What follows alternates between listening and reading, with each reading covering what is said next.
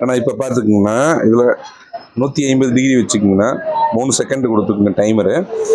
நம்ம 155 டிகிரி 3 செகண்டுங்க. துணி முதல்ல வந்து செக் பண்ணிங்கன்னா இப்படி கொடுத்துட்டு இழுத்து பார்க்கும்போது நல்லா டைட்டாக இருக்கான்னு பார்த்துக்குங்க. அப்போ தான் உங்களுக்கு நல்லா ஃபியூசிங் ஆகும், வாஷிங் கேரண்டி நல்லா கிடைக்கும். அதுக்காகத்தான் சொல்கிறோம். அதே மாதிரி இந்த பிளேட்டில் மேலே எது கொஞ்சம் அழுக்கு எதுவும் இல்லாமல் நீட்டாக தொடச்சி சொல்லிடுங்க. இந்த துணியை ஒரு தடவை மாற்ற சொல்லிடுங்கன்னா நான் வந்து ரப்பருக்கு மேலே ஒரு துணி தான் கட்டிக்கிறேன். அந்த மாதிரி இருக்கிறது ரொம்ப நல்லது. துணி வந்து அடிக்கடி மாற்ற சொல்லுங்கள். நாங்கள் மாற்றலை, நாங்கள் சும்மா சாம்பிள் அடிச்சுட்டு இருக்கிறங்காட்டி இது மாற்ற அமைச்சிருக்கோம். துணி கம்பல்சரி நல்லா மாற்றிக்கிங்க. இப்போ 2 நாள் 3 நாள் ஒரு தடவை மாற்றிக்கிங்க. இப்போ இதுக்கு வந்து இந்த ஃபிலிமு சாம்பிள் அடிக்கிறதுக்கு மட்டும்தான் சொல்கிறேன். பல்க் நம்மளுது அது வேறு டெம்பரேச்சர் வைக்கணும். இப்போ இந்த ஃபிலிமுக்காக சொல்கிறேனுங்க.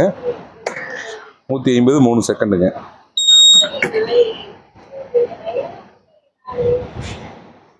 ஆறணுங்கன்னா அப்படியே அடிச்சுட்டே இருக்க வேண்டியதான். ஏன்னா ஆறதுக்கு முன்னாடி உரிக்கும் போது உங்களுக்கு மிஸ்டேக் வரும். ஒரு பீஸ் எடுத்தால் நல்லாயிருக்கும். உங்களுக்கு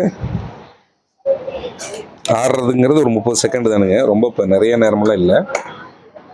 நல்லா ப்ரெஷர் மட்டும் பார்த்துக்கிங்கன்னா ப்ரெஷர் கரெக்டாக வரணும். ப்ரெஷர் இல்லாமல் அடிக்கிறப்போ உங்களுக்கு மிஸ்டேக் நிறைய வந்துடுங்க. ப்ரெஷர் மட்டும் நல்லா துணி நல்லா கெட்டியாக பிடிச்சிருக்கான்னு மட்டும் பார்த்துக்கணும். அவ்வளோதாங்க. நான் சொல்கிற எல்லாமே இந்த ஃபிலிம் ஸ்டிக்கருக்காக மட்டுங்க. நம்ம மறுபடியும் பல்கில் பேப்பர் சப்ளை பண்ணுறப்போ அது வேறு.